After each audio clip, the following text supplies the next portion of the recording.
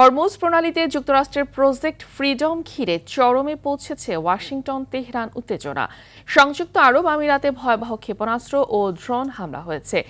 এই হামলার জন্য ইরানকে দায়ী করা হচ্ছে। হামলার নিন্দা জানিয়েছে বিশ্ব নেতারা।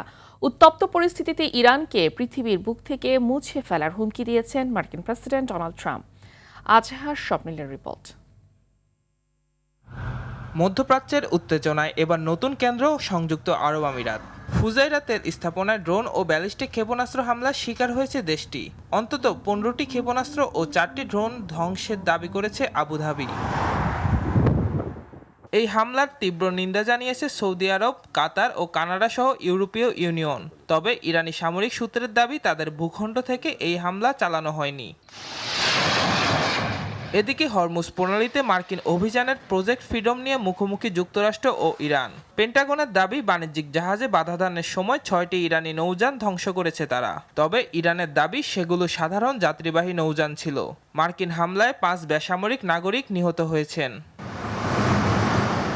মার্কিন জাহাজে হামলা হলে ইরানকে পৃথিবীর বুক থেকে চিরতরে মুছে ফেলার কড়া হুমকি দিয়েছেন মার্কিন প্রেসিডেন্ট ডোনাল্ড ট্রাম্প।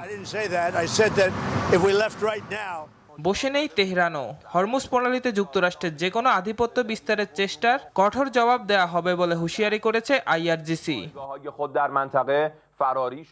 আমিরাতে সন্দেহভাজন হামলা এবং হরমুজ প্রণালীর এই পাল্টাপাল্টি অবস্থানে পুরো মধ্যপ্রাচ্য এক নতুন ও ভয়াবহ সংঘাতের শঙ্কা এখন চরমে। আজহার স্বপ্নিল, RTV।